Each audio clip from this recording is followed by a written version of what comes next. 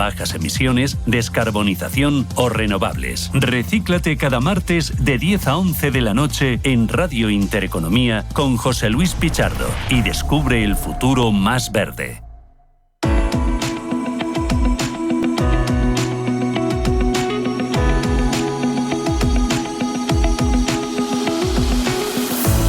Los desayunos de Capital Intereconomía.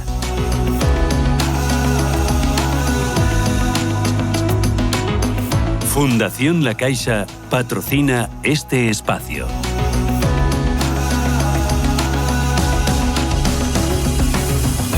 Los graduados sociales han celebrado su centenario y lo han hecho premiando a 3 ministerios, a los 3 más importantes de su vida: Trabajo, Justicia, Seguridad Social, y también ha habido un galardón para Telefónica.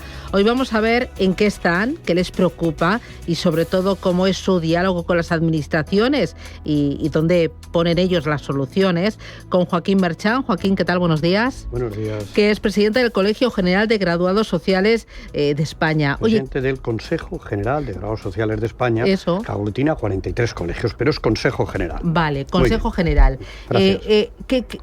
¿Quiénes son los graduados sociales? Para que el oyente se me sitúe un poco. Bueno, pues los graduados sociales somos los expertos en Derecho del Trabajo y Seguridad Social.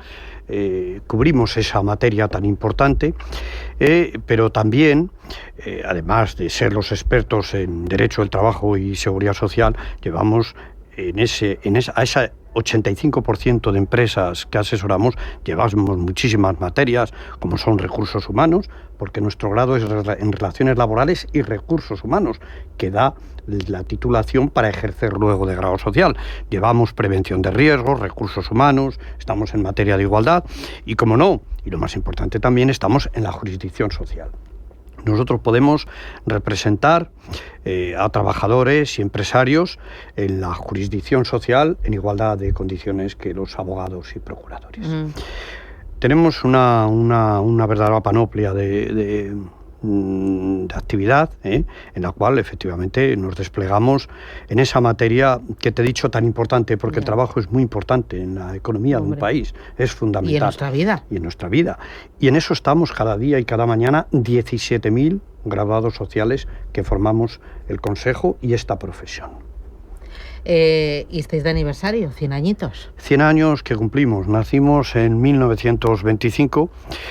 Curiosamente, después de la Primera Guerra Mundial, cuando se necesitaba la paz. Y para esa paz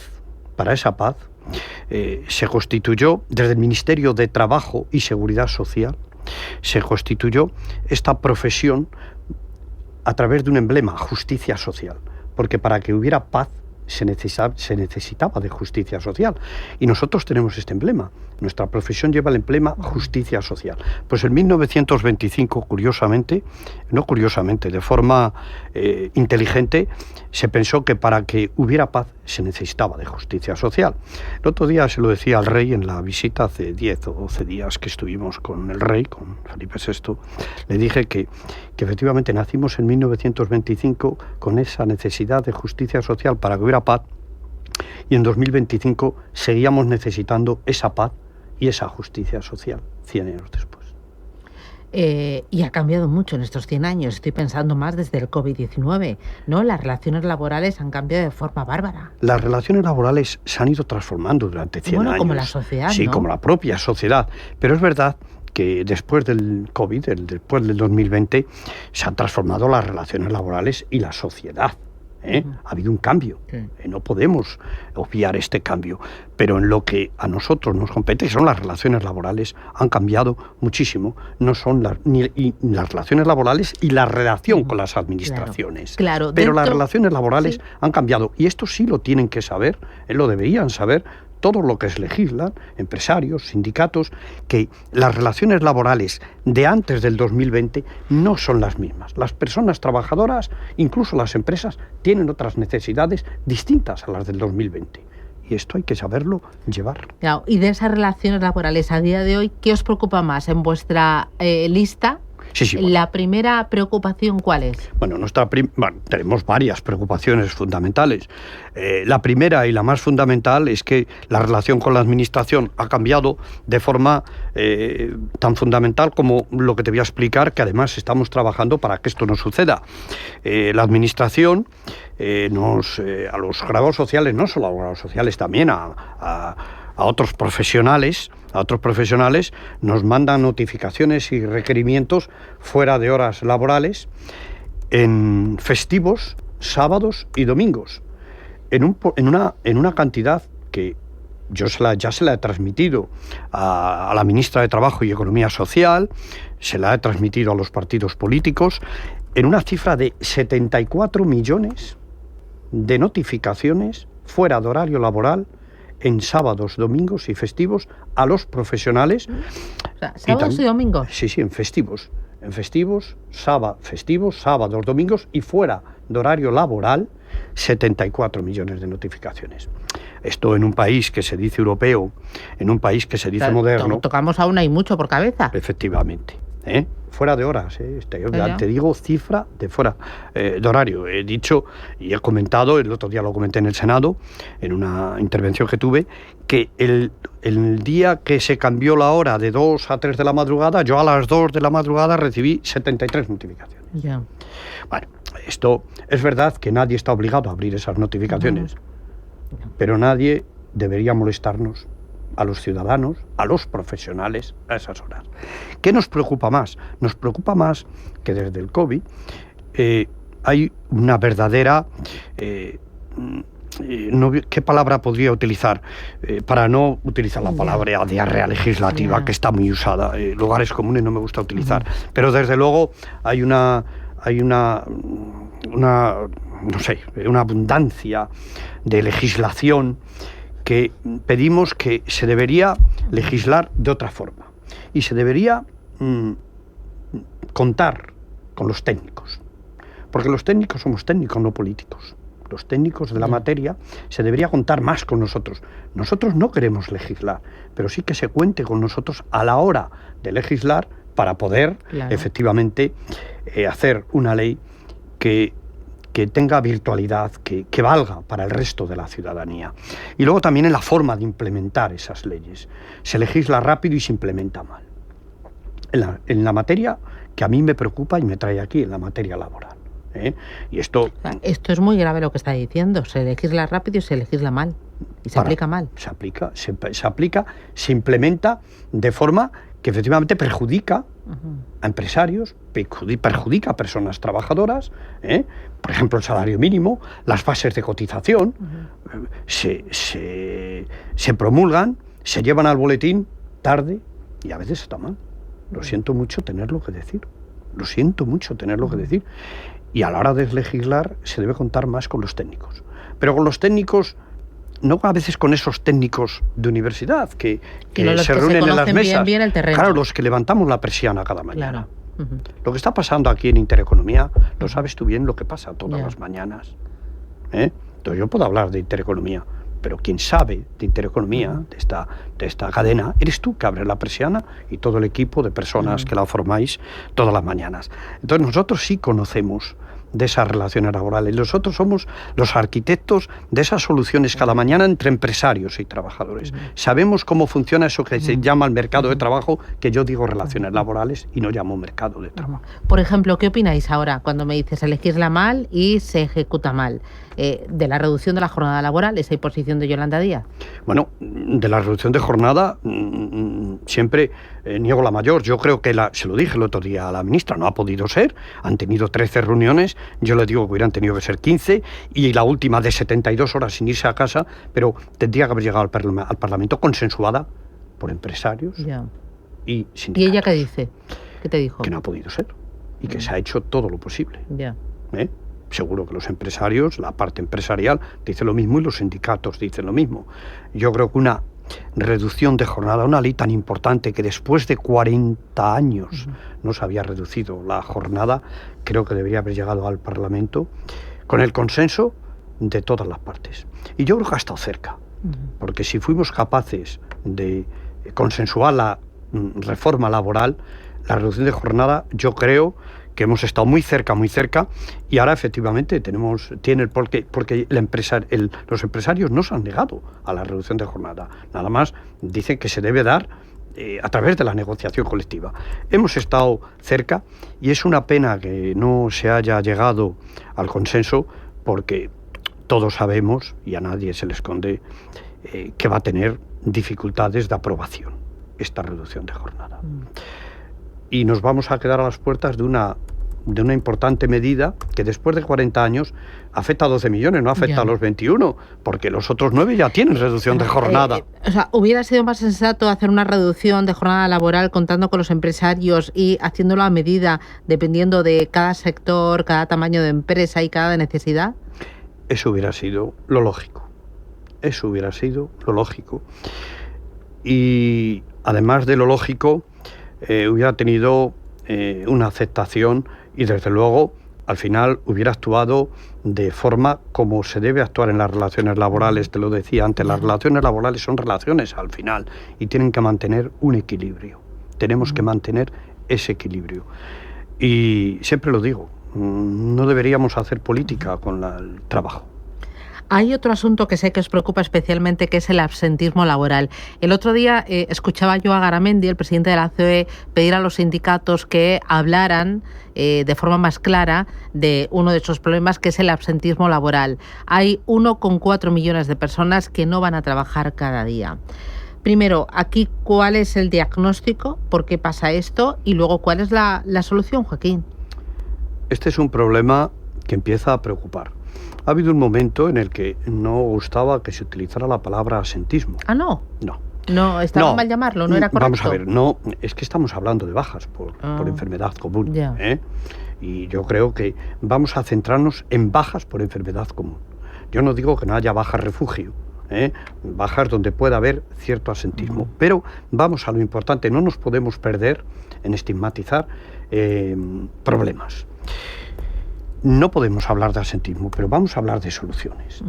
Tenemos, has dicho, 1.400.000 que, bueno, no llega al 1.200.000. Pero ya es importante, porque antes de la pandemia teníamos 400.000 bajas y ahora tenemos 1.200.000 bajas. Ojo, hablamos de absentismo, pero es que cuidado con este tema, porque tenemos que decir que en estas bajas casi 643.000 son de salud mental. Ojo, y efectivamente tenemos un problema de salud mental. Más allá de otras bajas que son traumatológicas. Pero ojo, y 138.000 de esas bajas afectan a menores de 35 años que están de baja por incapacidad temporal por enfermedad común. ¿Y ahí qué soluciones proponéis? Pues esta es la cuestión. Más que hablar de absentismo, que efectivamente, claro que hay absentismo. No podemos ocultar que hay absentismo laboral. Pues claro que hay absentismo.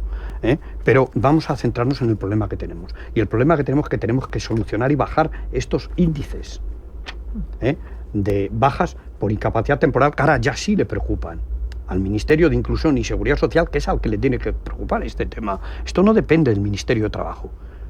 Esto depende del Ministerio de Inclusión y Seguridad Social. Que tenemos ahora 2 ministerios, que yo siempre he dicho que por qué tenemos que tener 2 ministerios cuando siempre ha sido Ministerio de Trabajo y Seguridad Social.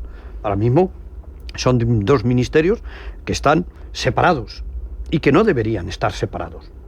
No deberían estar separados, se separaron y yo pienso que volverán a estar juntos. En su momento es que tienen que estar juntos como han estado durante estos 100 años. Decías ahora, le has dado el premio al Ministerio de Trabajo y al Ministerio de Seguridad Social.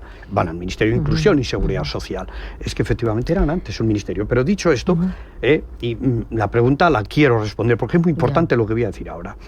Tenemos un problema de bajas traumatológicas y de bajas de salud mental. Yo creo que aquí las mutuas de accidentes de trabajo tenemos un problema con el sistema público de salud, de saturación. Hay bajas traumatológicas que están esperando 4 meses.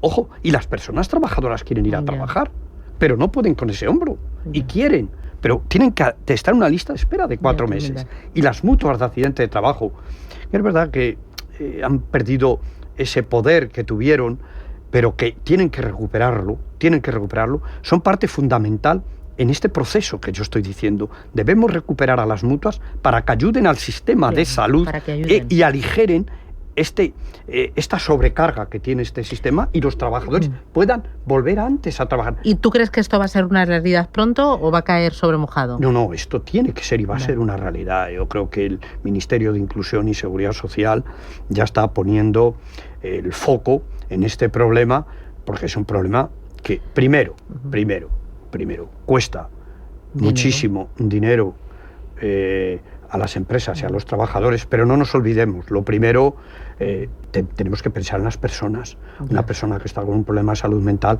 lo que quiere es curarse cuanto antes. Hay otro asunto también que os preocupa, que es el tema del control horario. Sí, el tema de control horario, que es, fíjate, nos preocupa a todas las personas, a todos los profesionales y empresarios, incluso trabajadores, a personas trabajadoras nos preocupa más que la reducción de jornada. Yo creo que la reducción de jornada será una reducción que va a tener que ir llegando con el tiempo y va a llegar a través, o bien por lo ello, a través de negociación colectiva. Pero el tema de el control horario. El control horario ya está haciendo. Todas las empresas tienen obligación de tener un control horario. Ahora, el sistema que se propone en el proyecto de ley a través del Ministerio de Trabajo, para mí que tiene una complejidad enorme. Y no es lo mismo una empresa de 2.500 trabajadores que una empresa de 2-3 trabajadores. Me dicen desde el Ministerio que es muy fácil. Bueno, no es tan fácil. No es tan fácil. Y entonces yo creo que se debería legislar, no se puede legislar lo mismo para esa empresa de 500, 2.000 trabajadores que para una pyme de 2-3 trabajadores o de un trabajador.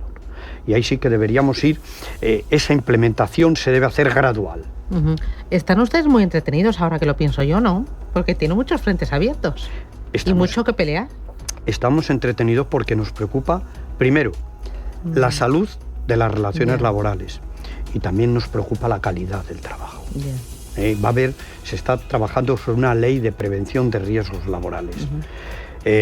Yo creo que en esa futura ley de prevención de riesgos laborales, que creo que se está discutiendo ahora mismo, se debe pensar mucho lo que se va a hacer.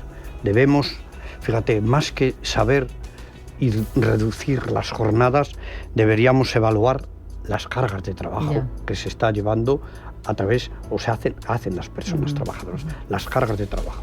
Pues Joaquín Merchan, presidente del Consejo General de Graduados Sociales de España. A por otros 100 años, como poco, ¿no? Porque son parte de nuestra vida. Seguro, pero termino como siempre termino.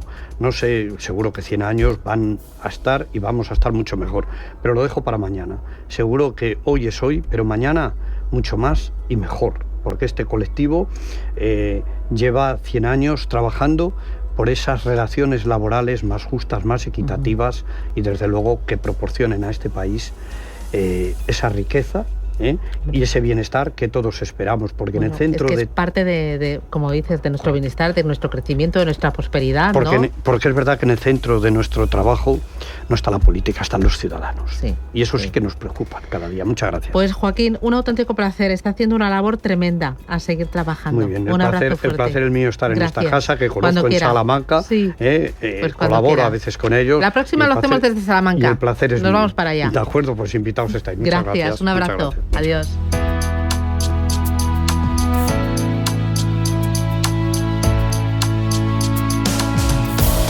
Fundación La Caixa ha patrocinado este espacio.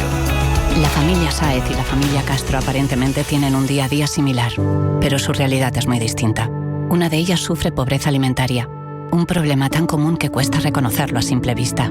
Dona con un Bizum al 38014 o entra en ningunhogarsinalimentos.org. Fundación La Caixa y CaixaBank a favor de los bancos de alimentos. El Banco de España no es solo el encargado de gestionar el dinero público y autorizar a los diferentes bancos, sino que también es un edificio con gran historia y uno de los más espectaculares del país. Para descubrir los orígenes de este edificio nos remontamos al año 1782, cuando el rey Carlos III de España fundó nada más y nada menos que el Banco Nacional de San Carlos. Este es considerado como el primer banco moderno de nuestro sistema financiero. El día en el que se colocó la primera piedra para su construcción, el presidente del gobierno era Antonio Cánovas del Castillo, y con el paso de los años empezaron a aparecer bancos locales y surgió así la necesidad de institucionalizar el monopolio de emisión. Hasta el año 1856 que se hizo la fusión entre el Banco de San Fernando y el Banco Isabel II. Fue en 1856 cuando se produjo precisamente la primera emisión de billetes del banco. Estos eran llamados reales. El banco, desde su fundación hasta la entrada en el euro, ha emitido monedas con 3 nombres diferentes: reales, escudos y pesetas.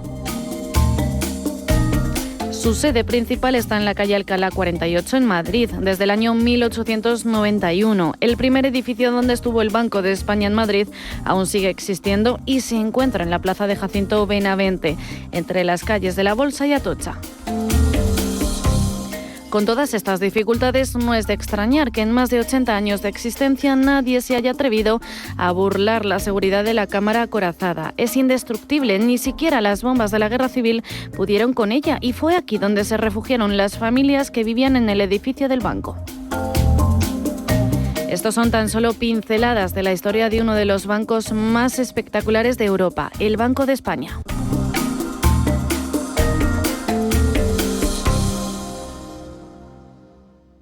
Si eres una agencia inmobiliaria y quieres incrementar el número de operaciones de alquiler, entra en plandeprotecciondealquiler.com, la única plataforma especialista en la gestión de garantía de alquiler a través de profesionales inmobiliarios. Si eres un propietario inversor y quieres garantizar la rentabilidad de tu alquiler, plandeprotecciondealquiler.com, con el respaldo asegurador de compañías de primer nivel inscritas y supervisadas por la DGS. Por favor, un vermut. Un Zarro. Zarro, por supuesto. El vermut Zarro es el vermut de Madrid, elaborado artesanalmente con los mejores botánicos y vinos de calidad. Un vermut genuino y con historia, orgulloso de sus orígenes castizos y más aún de su sabor. Y es que en grifo o en botella, vermut Zarro es el auténtico sabor del vermut de Madrid. Vive Zarro, siente Madrid. Con casi 800 años de historia, la Universidad de Valladolid ha formado a miles de personas. Hoy sigue mirando al futuro. Más de 70 grados y dobles grados. Visión internacional. Formación integral de las personas. Un lugar donde descubrir quién eres. Y llegar a ser quien quieres ser. Universidad de Valladolid. Lo que somos. Lo que serás. uva.es. Los dinosaurios han vuelto. Esta vez, el renacer comienza el 2 de julio. No te pierdas Jurassic World. El renacer. En Cine Yelmo. Acción, emoción y sonido envolvente como solo aquí se vive. Entradas ya disponibles en la app o en yelmocines.es. Recuerda, Jurassic World, El Renacer, estreno 2 de julio en Cine Yelmo. H2 Intereconomía, tu espacio semanal sobre el hidrógeno. Porque en Radio Intereconomía apostamos por el sector energético y la energía limpia. Presenta Rubén Gil. Ya apostamos por el hidrógeno, una nueva edición de H2 Intereconomía, el 35º capítulo ya de la temporada. Vamos a hablar hoy de Inerco y con Inerco, de su apuesta por el hidrógeno verde, de sus soluciones para proyectos que van desde ingeniería hasta operación, tecnología. Bueno, nos va a contar todo nuestra invitada, perteneciente a esta multinacional de ingeniería, consultoría y tecnología con más de 40 años de experiencia y presente en 10 países. Nos lo vamos a contar enseguida, como digo, nuestra invitada, y con nosotros nuestros partners de Ariema, Rafael Luque, consejero delegado de Ariema. Muy buenos días, ¿cómo estás? Yo muy bien, Rubén. ¿Qué tal va superando el calor? ¿Vas aguantando? Vamos avanzando, ¿no? Bueno, dependemos todo del aire acondicionado, sí. Consume mucha energía y detrás hay muchas renovables y un poquito de hidrógeno. Porque sea verde, que sea limpia, pero hay que consumirla y hay que sobrevivir. Por Ariema, ¿cómo va la cosa? ¿Todo bien? Sí, la verdad es que avanzando en nuestros equipos, los electrolizadores, preparando el encuentro sectorial de noviembre, que tiene ya 40 ponentes confirmados, así que en noviembre la cita obligada del hidrógeno en Madrid. Por allí estaremos. Bueno, pues con Rafa Luque de Ariema arrancamos este H2 Intereconomía. Si te parece, Rafa, como siempre, contando todo lo que nos ha dejado el hidrógeno durante esta última semana. Con las noticias que nos acerca Roberto Sol, y que empezamos hoy hablando de varias universidades que han elaborado un mapa con la ubicación de los yacimientos de hidrógeno en el mundo. Una investigación de las universidades de Oxford y Durham en Reino Unido y Toronto, Canadá, llega a la conclusión de que esta fuente de energía podría satisfacer las necesidades de la humanidad durante nada menos que 170.000 años sin causar emisiones, facilitando así el objetivo de lograr la neutralidad climática para 2050. Los científicos han llegado a la conclusión de que estos yacimientos están presentes en entornos geológicos comunes a lo largo y ancho del planeta, ubicándose tanto en estructuras jóvenes de unos pocos millones de años como en depósitos mucho más antiguos de cientos de millones de años de edad. El MITECO destina 524 millones de euros a infraestructuras de hidrógeno renovable en España. España canaliza fondos del Plan de Recuperación, Transformación y Resiliencia hacia 5 proyectos industriales con 425 megavatios de electrolisis, principalmente en Andalucía, Asturias, País Vasco, Murcia y Aragón. El objetivo es producir anualmente 55.200 toneladas de hidrógeno verde. Bosch trabaja para adaptar los motores de los coches en circulación para que funcionen con hidrógeno. La compañía alemana apuesta por el combustible verde en España, impulsado por el potencial del país en energías renovables. Además, permanece a la espera de la definición del tercer PERTE del vehículo eléctrico, en el que ya ha sido adjudicataria provisional de fondos. La Universidad de Zaragoza impulsa la Cátedra Catalina para afianzar el talento en torno al hidrógeno verde. Tendrá entre sus principales objetivos la generación de conocimiento aplicado, la promoción de la investigación en torno al hidrógeno verde y, de forma destacada, la captación y retención de talento en Aragón, con un enfoque prioritario en la provincia. Para ello se convocarán becas destinadas a estudiantes universitarios, se organizarán jornadas divulgativas y se desarrollarán actividades de conexión entre el entorno académico y los retos tecnológicos de la industria del hidrógeno. Volvemos por ahí fuera, nos vamos a Estados Unidos, que busca mantener los créditos fiscales para el hidrógeno limpio. Las principales compañías petroleras han instado a senadores republicanos a mantener el crédito de $3 por kilo establecido en la ley de reducción de la inflación.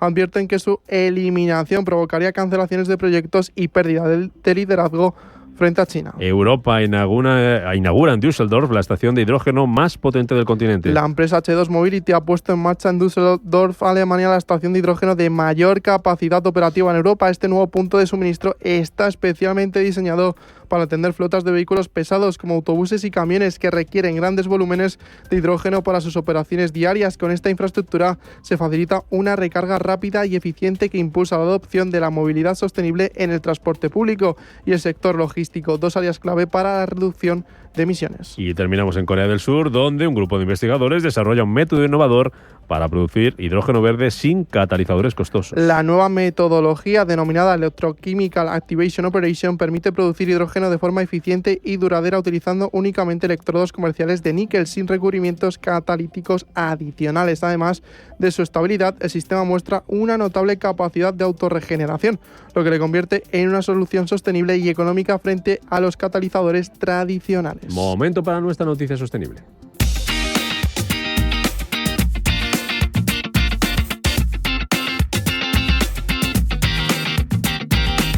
Un paso más hacia la descarbonización del transporte marítimo. Moeve y el grupo Armas Transmediterránea han firmado un acuerdo estratégico para el suministro de 40.000 toneladas de biocombustibles marítimos 2G en Canarias hasta finales del año 2025. Se trata del mayor suministro de biocombustibles 2G realizado por Moeve y el primero en las islas. Este acuerdo forma parte de su apuesta por la descarbonización del transporte marítimo y ha sido respaldado por las autoridades portuarias de Las Palmas y Santa Cruz de Tenerife, enmarcado en la Estrategia 2030 Positive Motion de Moeve, con la que la energética pretende liderar la movilidad sostenible y promover la descarbonización del transporte pesado mediante la producción de moléculas verdes. Estos biocombustibles 2G ya se producen en los parques energéticos de la compañía, ubicados en Cádiz y Huelva, y pueden reducir hasta en un 90% las emisiones de CO2 durante su ciclo de vida respecto a los combustibles tradicionales, acelerando la transición energética y posibilitando una movilidad sostenible en sectores de difícil electrificación como el marítimo. Con esta alianza, ambas compañías refuerzan su apuesta por Canarias, donde mantienen una presencia histórica de casi un siglo, liderando la descarbonización del sector en el territorio.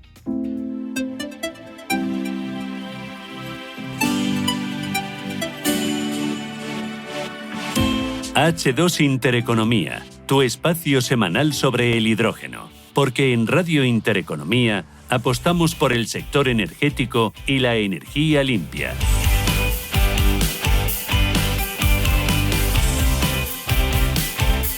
Pues aquí estamos, hablando de hidrógeno. Enseguida saludamos a nuestra invitada. Antes, Rafa, de todo lo que nos ha contado Roberto, ¿Con qué te quedas hoy? ¿Qué destacas? Bueno, quizá lo más impactante para el sector es que haya más instalaciones, con lo cual esos nuevos 524 millones del MITECO a instalaciones de producción de hidrógeno, en total 425 megavatios, son muy importantes porque se suman a lo que ya hay. Hay varios IPCEIs, están los valles del hidrógeno con 1.200 millones, con lo cual se ha tardado más de lo que se esperaba. Desde el año 2020, que parecía el hidrógeno venía a saco, estamos en el 2025 y todavía la planta más grande que hay en España es de solo 20 megavatios, pero ya están otorgadas subvenciones para hacer del orden de 1.500 megavatios adicionales. A ver si empieza la fiesta. Bueno, pues que empiece la fiesta y que empiece bien. Con Rafa Luque, el consejero delegado de ARIEMA, saludamos a nuestra invitada. Como decíamos al comienzo, vamos a hablar hoy de INERCO. Voy a explicar yo lo que hacen en INERCO, pero nuestra invitada nos lo va a explicar mucho mejor y enseguida nos cuenta su relación con el hidrógeno y la trayectoria de la compañía, lo que están haciendo, los planes de futuro. Una compañía que tiene mucha relación con la industria, con las energías limpias. Es Gabriela Reyes Delgado, que es la jefa del Departamento de Tecnologías de Hidrógeno, de la División de Tecnologías Energéticas y Descarbonización de INERCO. Así de largo y así de bien. Gabriela, bienvenida. Hola, buenos días, Un Rubén. placer tenerte por aquí. Un placer para mí, especialmente, agradecer a Radio Intereconomía y también a Rafael Luque la invitación. Y para mí pues es un auténtico placer poder estar hoy aquí con vosotros compartiendo conocimiento y experiencia en hidrógeno. Lo mismo podemos decir, para conocer lo que hacéis en INERCO, y ahora hablamos de hidrógeno. ¿Qué es INERCO? ¿A qué os dedicáis, así dicho de manera muy sencilla, para que todo aquel que nos está escuchando... Sí, de una manera entienda? resumida. Bueno, INERCO es una... Sí, porque hacen muchas cosas, ¿no? Efectivamente, estamos muy diversificados en líneas de negocio y también en territorios. Entonces, bueno, por resumir, INERCO es una empresa internacional con sede en Sevilla y más de 40 años de experiencia. Trabajamos en distintos sectores, fundamentalmente en lo que es la consultoría ambiental, de seguridad industrial y de prevención de riesgos. Trabajamos también en materia de ingeniería y una parte muy importante es la parte tecnológica. En la parte tecnológica tenemos, por un lado, tecnologías ambientales, fundamentalmente dirigidas al control de ruido, tratamiento de aguas, suelos contaminados, control de emisiones. Y después la parte de tecnologías de descarbonización, división en la cual pues se enmarca la línea de negocio de hidrógeno. Ahí, además de en hidrógeno renovable, pues trabajamos en otras líneas de descarbonización, como captura de CO2, biogás, almacenamiento en baterías, almacenamiento eléctrico en baterías, almacenamiento térmico, biomasa, biocombustibles, ¿vale? Todo lo que son tecnologías para la descarbonización. En concreto, y como comentabas anteriormente, pues en la diversificación de territorios, INERCO tiene oficinas en 10 países, pero hemos trabajado en más de 70 países. Y por dar un número, pues mira, recientemente hemos superado ya las 1.000 personas trabajando en la compañía. 1.000 personas trabajando en la compañía. Correcto, qué sí. barbaridad, es un gigante. Sí, yo de hecho ahí quería añadir que en esta emisora, que es muy defensora del emprendimiento, pues INERCO tiene una historia singular, es algo así... ¿Que fundaron dos profes? Sí, es lo que ahora se llama una spin-off tecnológica. Sí. Fundaron dos profesores, que además me dieron a mi clase en la Escuela de Ingenieros de Sevilla.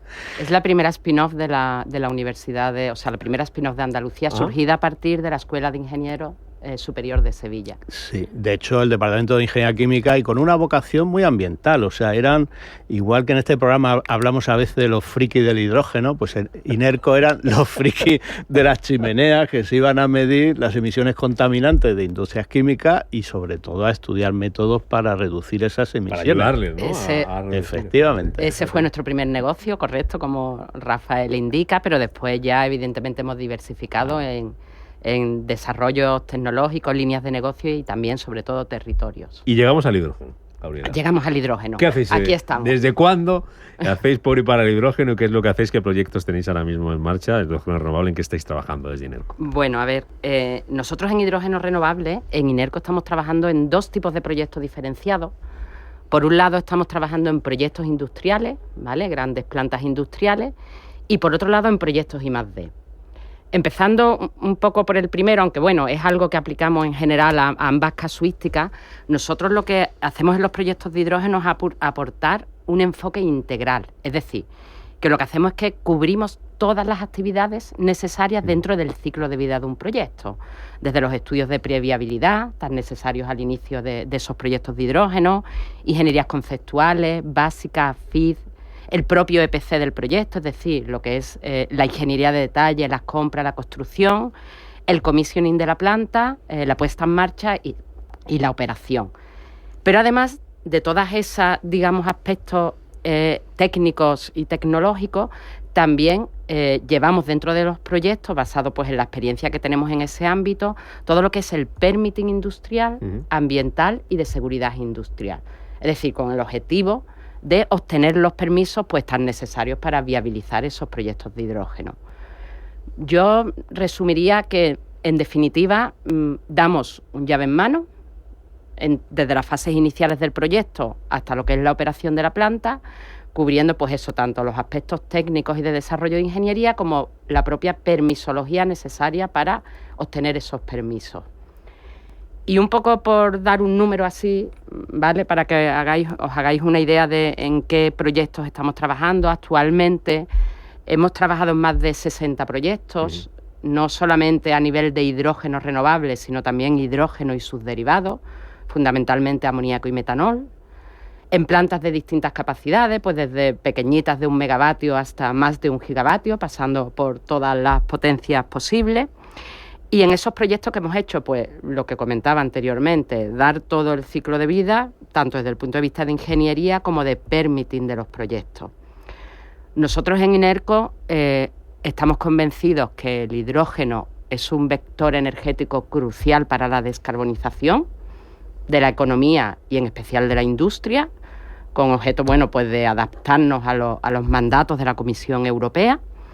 Y evidentemente estamos apostando por este sector y por supuesto vamos a seguir haciéndolo. He visto, justo cuando leía ese origen, pichando un poco esta mañana, buscando información, preparando la entrevista, justo eso que decía Rafa, el origen de cómo surge INERCO, con esos 2 profesores de la universidad que había llegado a trabajar con empresas de lo más grande que puede haber ahora mismo en el ámbito tecnológico, en el ámbito energético, perdón. Sí, bueno, a ver, y los principales clientes de INERCO pues son grandes empresas del sector oil and gas, químico, petroquímico, generación eléctrica, minería, en general, sector farmacéutico. Diría que hemos trabajado con todos los sectores industriales y con grandes compañías de esos sectores industriales en los distintos países que estamos. Claro. Rafa. Bueno, yo voy a aprovechar esto que contaba Gabriela del permitting, que en España lo hemos traducido por permisología, porque aquí la burocracia ya más una ciencia que un campo de trabajo. De hecho, aquí lo hemos dicho muchas veces, tristemente se llega a tardar más de 2 años en hacer las legalizaciones de un proyecto de hidrógeno verde. Ahí, pues INERCO, de hecho, en concreto en la parte del, espero decirlo bien, el permiso ambiental integral, es uno de los ámbitos donde INERCO pues, se ha ganado un muy reconocido prestigio de hacer las cosas bien y rápido, pero ¿qué se puede hacer? ¿Realmente se necesitan, Gabriela, más de 2 años para tener ese trámite realizado con las administraciones? A ver, lo comentaba al inicio, nosotros en INERCO tenemos una amplia experiencia en lo que es la tramitación de proyectos. Es algo que hemos realizado desde los inicios de la fundación o del nacimiento de la compañía, decía hace ya más de 40 años. Y hemos tramitado proyectos pues, en todas las comunidades autónomas, evidentemente de toda tipología de proyectos y en los últimos tiempos en concreto en proyectos de hidrógeno. A ver, el tiempo de tramitación depende evidentemente de la comunidad autónoma, en muchos casos depende del técnico de la administración, pero lo que sí es muy importante, y creo que ahí en INERCO damos ese valor añadido, es estar cercano a la administración.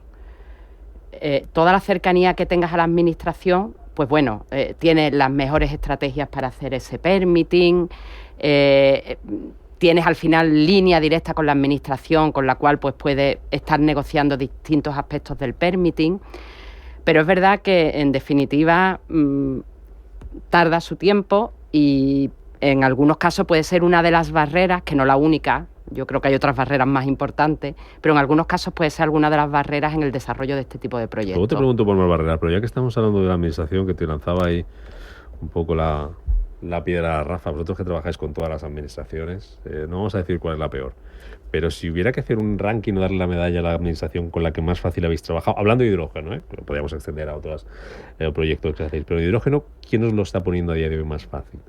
A ver, yo no soy la responsable de tramitación, ¿vale? Para eso tenemos un equipo, pero sí es verdad que nosotros en concreto, donde estamos por razones obvias, más digamos, confortables trabajando con la administración, es en Andalucía. Es donde, o sea, Inerco surgió, nuestra sede central está en Sevilla, surgió asociado a los polos químicos fundamentalmente, donde empezamos a trabajar de Huelva y del campo de Gibraltar, con lo cual, aunque hemos tramitado en todas las comunidades autónomas, evidentemente donde más cercanía tenemos a la comunidad andaluza, porque es donde mayor número de proyectos hemos tramitado. Después cada comunidad tiene sus peculiaridades, porque, claro, en toda la parte de tramitación industrial, ambiental y de seguridad, aunque hay una legislación a nivel de país, después, como sabemos en España, a nivel de comunidad, cada comunidad después pues tiene sus órdenes, su adaptación. Y para los proyectos de hidrógeno, pues en cada comunidad piden algo un poco distinto. Entonces, bueno, cada comunidad tiene su particularidad. Nos contabas antes, Gabriela, lo que hacéis en Inerco, nos lo explicabas en vuestra labor relacionada en general y también con el hidrógeno. ¿Cuál es el valor añadido que ofrecéis como compañía a toda esa empresa, de la que ya nos hablabas antes, que requiera vuestros servicios y a la que estáis acompañando y ayudando? ¿Qué le puede dar Inerco o qué le está dando Inerco que uno a lo mejor no encuentra en otro sitio? Bueno, a ver, yo creo que el valor añadido, ¿vale?, que damos desde Inerco a los proyectos, creo que lo podemos englobar en dos grandes pilares. Por un lado, como comentaba Rubén, el amplio conocimiento industrial que tenemos del sector industrial, avalado por los más de 40 años de andadura de la compañía. Me gustaría destacar, y bueno, lo he dicho con anterioridad, que la actividad de Inerco surgió como primer cliente o muy ligada al sector oil and gas químico y petroquímico, donde ahí ya hay producción de hidrógeno, bien por otra tecnología, pero se produce hidrógeno y al final la molécula de hidrógeno es la molécula de hidrógeno. Con lo cual, bueno, nosotros desde los inicios hemos estado trabajando y tenemos conocimiento de la producción y el uso del hidrógeno, en este caso gris. Pero además también desde el nacimiento del Departamento de Tecnologías de Hidrógeno nos dotamos de personal con mucha experiencia en lo que son las tecnologías de hidrógeno renovable y todos los proyectos de este tipo. En concreto, pues contamos con personal con más de 20 años de experiencia. Con lo cual, el primer pilar yo diría que es el conocimiento y experiencia, y el segundo pilar, no menos importante, es lo que comentaba al principio, el enfoque integral que damos a los proyectos. Ese enfoque integral implica que realizamos pues todas las actividades necesarias en el ciclo de vida de todo el proyecto y, por tanto, finalmente damos ese proyecto llave en mano con objeto de poder pues viabilizar el proyecto. Al final lo que se requiere, ¿no?, tener viabilidad de ese proyecto de hidrógeno. Claro, aunando ambos aspectos, tanto el conocimiento y experiencia como la diversidad de actividades o el enfoque integral que damos, pues eso hace que pongamos al servicio del proyecto de hidrógeno pues un personal con una alta cualificación y conocimiento de las distintas disciplinas, que bueno, desde el inicio del proyecto pues nos permite, pues por ejemplo, por citar algún caso, pues hacer estudios de optimización de la planta desde el inicio para calcular o definir la planta óptima desde el punto de vista del mínimo LCOH o coste levelizado del hidrógeno, o hacer estudios de optimización del almacenamiento versus a la compresión necesaria para ello, o el uso eficiente del agua y de los efluentes mediante pues estudios de alternativas de refrigeración, proyectos de recirculación de agua, vertido cero, etcétera. El control del ruido desde también los inicios del proyecto, los análisis de riesgo necesarios para garantizar la seguridad del proyecto. Entonces, bueno, yo creo que ese es un poco el valor añadido que damos, conocimiento y experiencia y diversidad de actividades que aplicamos en los proyectos. Bueno, en paralelo a esa actividad de ingeniería, entre comillas, más comercial, más tradicional, estáis haciendo también en Inerco una línea de investigación muy interesante en electrolisis de óxidos sólidos. ¿Qué nos puedes contar de esa parte, Gabriela? Correcto. Sí, comentaba que estamos focalizados en dos tipos de proyectos, los proyectos industriales, que eran los que hemos comentado, pero también en el ámbito del I+D, desde Inerco estamos apostando fuertemente por la tecnología de óxidos sólidos o electrólisis a alta temperatura. Estamos hablando de procesos de electrólisis en torno al orden de 650-700 grados. En este caso, la electrólisis se hace con vapor en lugar de con agua, alimentas vapor. Y como digo, es una tecnología por la que estamos apostando. Voy a citar brevemente los 2 proyectos en los que sí estamos trabajando, y también me gustaría destacar un poco las ventajas que tiene esta tecnología frente a las convencionales. Aunque es verdad que está en unos grados de madurez mucho más bajos y todavía queda mucho recorrido por hacer. En cuanto a los proyectos, estamos en el proyecto 24/7 CEN, que es un proyecto del Clean Hydrogen Partnership del Horizonte Europa. Ahí Inerco está realizando el diseño, todas las compras, la construcción, la puesta en marcha y el commissioning de un prototipo de 100 kilovatios y todo el BOP para el funcionamiento de ese prototipo. Este prototipo tiene una característica muy particular, y es que es tecnología de óxido sólido, pero funciona en modo reversible. ¿Qué significa esto? Significa que si yo alimento vapor y energía eléctrica, modo electrólisis, genero hidrógeno, pero con el mismo sistema puedo alimentar el propio hidrógeno que he producido y otro combustible, como por ejemplo el gas natural, para en modo pila de combustible generar energía eléctrica. Con lo cual, bueno, pues es un proceso bastante interesante. Después tenemos también otro proyecto parecido al europeo, que en este caso es con una financiación española, una financiación del CEDETI, del programa Misiones del CEDETI, un proyecto que lidera Iberdrola, que se denomina Atmosphere, y el papel que Inerco está jugando pues es similar al anterior. Sí. Estamos haciendo, en este caso a un nivel, a una escala menor de bancada de laboratorio del orden de 5 kilovatios. Estamos haciendo pues todo el diseño, las compras, la construcción, puesta en marcha y todo el testeo de un prototipo, también en este caso a nivel laboratorio. Y en este proyecto pues estamos ya en fase de testeo de la tecnología. Es una bancada que tenemos instalada en la Escuela Superior de Ingenieros de Sevilla y, como digo, estamos en fase de testeo. Y simplemente, por resumir un poco, las principales ventajas que presenta esta tecnología, ¿vale?, respecto a las convencionales como Alcalina o PEN, ¿vale? Alcalina, que también fabrica nuestro amigo Rafael de Ariema, ¿no? Tiene una serie de ventajas, si bien es verdad que es una tecnología que está todavía en unos TRL o en un grado de desarrollo de madurez menor. La principal ventaja que tiene es que tiene una mayor eficiencia. O dicho de otra forma, un menor consumo eléctrico, es decir, en términos de kilovatio hora, kilo de hidrógeno producido tiene un valor menor que las convencionales. Claro, es una tecnología que es muy atractiva para procesos industriales que tienen calor sobrante, porque realizan la eficiencia energética para generar el vapor para la electrólisis. Mucha sinergia con, por ejemplo, el proceso Haber-Bosch para producir amoníaco verde, o el proceso de Fischer-Tropsch para producir combustibles sostenibles de aviación o para la metanación. Y otra ventaja que tiene es lo que comentaba, la versatilidad. Puede operar en modo electrólisis y pila de combustible, pero además también tiene otros modos de operación, y simplemente destacar el modo coelectrólisis, donde alimentando CO2 y vapor genera un syngas, una mezcla de hidrógeno y CO, que eso alimento aguas abajo a una síntesis, bien de metanol, bien de Fischer-Tropsch para producir metanol o combustibles sostenibles de aviación, y pues tiene ese otro modo de operación. Hay que avanzar en la tecnología porque hay que hacer precios competitivos, hay que testear y finalmente escalar a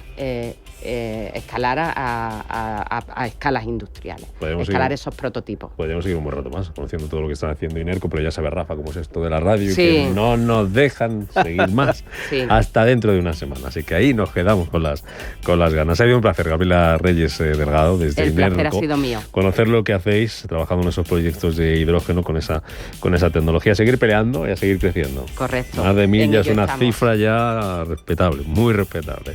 Así que enhorabuena por lo conseguido. Muchísimas gracias de nuevo, Rubén, por la invitación, y nada, un placer auténtico poder compartir experiencias. Gracias, Gabriela. Rafael Luque Ariema, un placer como siempre tenerte por aquí de la mano de invitados tan interesantes como Gabriela. Sin duda. De hecho, hay una lectura entre líneas de tener aquí a Gabriela, y es que el que una gran ingeniería dedique tantos recursos a hidrógeno demuestra la potencialidad que tiene el sector. Sin tiempo para más, enseguida las noticias. Gracias Rafa, adiós, hasta mañana.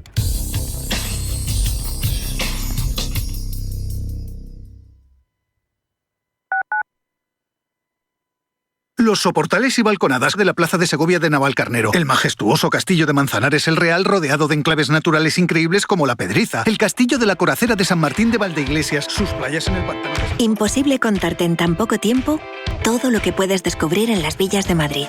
El mejor estilo de vida del mundo. Comunidad de Madrid. Mercado de divisas, la actualidad del euro, el dólar, la libra y todo el mercado Forex. Un programa presentado por Alba Puerro. Elige tu propio camino en el mundo de la inversión. Mercado de divisas, los miércoles de 10 a 11 de la noche en Radio Intereconomía. La familia Sáez y la familia Castro aparentemente tienen un día a día similar, pero su realidad es muy distinta. Una de ellas sufre pobreza alimentaria, un problema tan común que cuesta reconocerlo a simple vista. Dona con un Bizum al 38014 o entra en ningunhogarsinalimentos.org. Fundación La Caixa y CaixaBank a favor de los bancos de alimentos. Si eres un family office, un inversor institucional y quieres invertir, Sirena Invest es tu aliado. Sirena Invest es una promotora inmobiliaria con más de 15 años de experiencia en el sector inmobiliario polaco que ofrece invertir en una de las economías más pujantes y rentables del mundo. Polonia. Recuerda, sirenainvest.com con Y o llámanos al 648 019495. Atención inversor, únete al Club de Inversión de Grupos Eneas. Estamos especializados en la compra, reforma y venta de inmuebles y otros activos, ofreciendo rentabilidades muy atractivas. Coinvierte con nosotros. 91 639 0347. Grupos Eneas, tu aliado en la inversión. Radio Intereconomía, la radio de los negocios para estar bien informado. Eres lo que escuchas.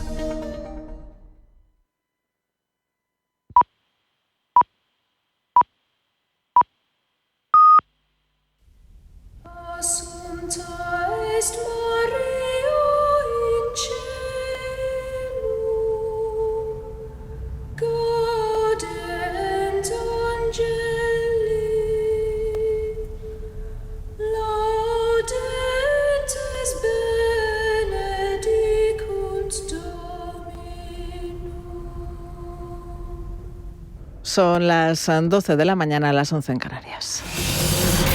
Radio Intereconomía. Boletín informativo. Buenos días. El acuerdo alcanzado entre la Generalitat, el Gobierno Central y AENA para ampliar la capacidad del aeropuerto de Barcelona, el Prat, supondrá una inversión de más de 3.000 millones de euros que incluirá tanto la prolongación de la tercera pista como las compensaciones ambientales y actuaciones ya previstas en las dos terminales. Tras la noticia, las acciones de AENA operan prácticamente a niveles de apertura. Se dejan un tímido 0,08% hasta los 239.